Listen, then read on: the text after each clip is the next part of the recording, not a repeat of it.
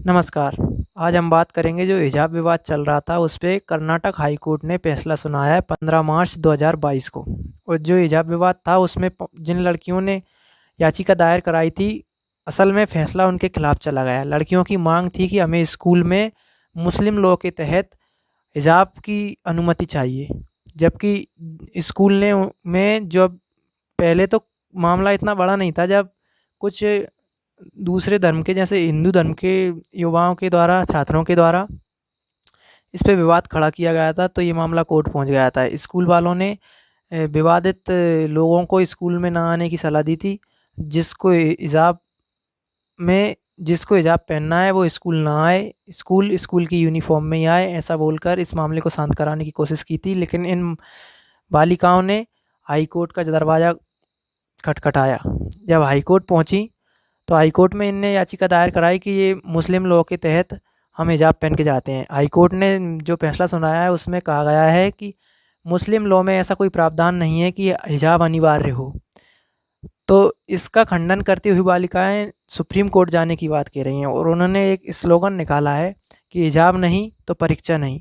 अरे जिसको पढ़ना है वो स्कूल की यूनिफॉर्म में पढ़े। स्कूल की यूनिफॉर्म ऐसा तो है नहीं कि हर स्कूल की यूनिफॉर्म, मान लो किसी स्कूल की यूनिफॉर्म आपको कलर बुरा लग सकता है, तो दूसरे स्कूल में पढ़ो जिसकी यूनिफॉर्म आपके कलर की हो, आपके मनपसंद कलर की हो, उस स्कूल में पढ़ सकते हो। स्कूल में, कॉलेज में जिसमें भी यूनिफॉर्म होती है, उस स्कूल और कॉलेज में वो सम्मान की बात होती है एक, उसमें सभी को समानता मिलती है। रंग भेद एक तरह से कह सकते हैं, ऊंच नीच सब मिट जाती है, क्योंकि कोई कितना भी अमीर हो, कोई कितना भी गरीब हो, वो एक जैसे कपड़े पहन के आते हैं। ये नहीं कि कोई फैंसी कपड़े पहन के आ रहा है या फिर किसी के पास, बेचारे के पास कपड़े नहीं है तो वो एक दो जोड़ी रिटर्न करता है। वो वो जो भेदभाव होता है वो मिट जाता है एक तरीके से। हर इंसान एक जैसे कपड़े पहन के आता है, एक कलर के, तो किसी को अधिकतर भेदभाव जान नहीं पड़ता इसलिए। और यूनिफॉर्म जो होती है किसी भी स्टूडेंट की हो, पुलिस वाले की हो, फौजी की हो, डॉक्टर की हो, किसी की भी जो यूनिफॉर्म कोड होता है उसमें एक हम व्यवस्थित दिखते हैं, उसमें हम बिल्कुल हमारी स्किल दिखती है उसमें। तो ये नहीं कि यूनिफॉर्म का विरोध करो और हिजाब का समर्थन करो आप। और जिसको यूनिफॉर्म में पढ़ना है वो स्कूल जाए, ये बात बिल्कुल सत्य है। और जिसको हिजाब में रहना है वो घर पे रहे भैया। वैसे तो कल ही मान लो हिंदू लोगों ने मांग कर ली कि हम पूरे 16 संस्कार होते हैं हिंदुओं में, कान में बाली पहन पहन के जाएंगे हिंदू, क्योंकि उनके 16 संस्कारों में से एक संस्कार है कान छेदने वाला, उसमें और चूड़ा वाला संस्कार है चूड़ाकरण का। तो ऐसे तो हिंदू लड़के जब स्कूल में वो पूरे फॉर्मेट से जाएंगे उनके संस्कारों से, तो वो तो अलग ही दिखेंगे। तो ऐसे जो भी स्कूल ने संविधान के अनुसार कुछ भी, यदि स्कूल में, जब आपके स्कूल में, आप तो पहली बात तो ऐसे स्कूल ही बहुत अच्छे हैं आज की स्थिति में जिनमें यूनिफॉर्म चल रही है। कई स्कूलों में तो यूनिफॉर्म कोड बर्बाद हो गए, यूनिफॉर्म यूनिफॉर्म पहन के नहीं जा रहे कई लोग कई स्कूलों में। और आप मांग कर रहे हो हिजाब की। ये कट्टरपंथी छोड़ो, कट्टरपंथी में कुछ नहीं, बर्बादी है।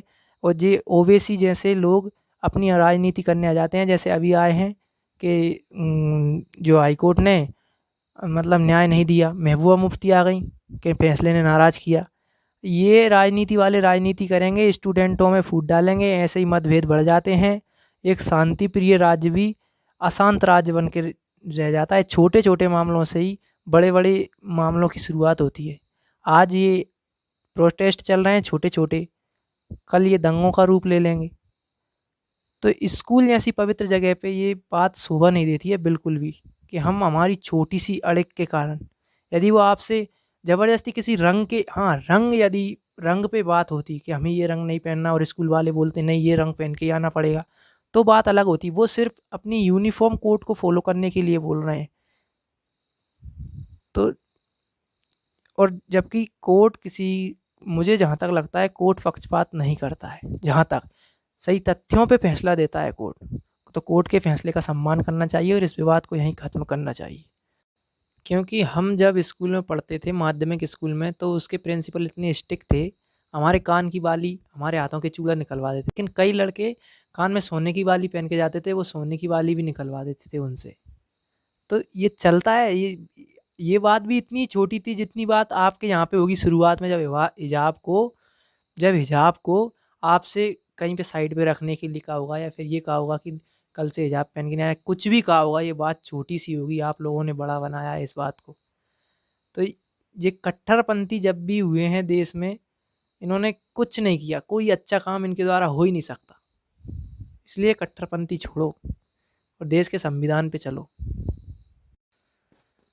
और मैंने कहीं पे किसी अच्छे इंसान के मुँह से सुना था, यदि धर्मों को निभाना है, तो यदि आपसे कोई राम-राम करे और आप मुस्लिम हो, तो आप अस्सलाम या खुदा हाफ़िज़ जो भी करते हो वो कर लीजिए, उससे गुस्सा ना हुए। यदि और सामने वाला यदि कोई मुस्लिम अस्सलाम वालेकुम या खुदा हाफ़िज़ कुछ भी करे और आप सामने वाले हिंदू हो, तो आप उससे जय सिया राम करो। लेकिन आपस में कम से कम उस ज़रिए बोलचाल तो रहेगा। ये नहीं कट्टरपंथी, नहीं तू ये नहीं करेगा, मैं ये करूँगा तो तुझे यही करना पड़ेगा। नहीं भाई, तुम तुम्हारे धर्म में खुश रहो, वो उनके धर्म में खुश रहें। ऐसे देश चलता है एकता से, इसको कहते हैं सही एकता। जय हिंद, जय भारत।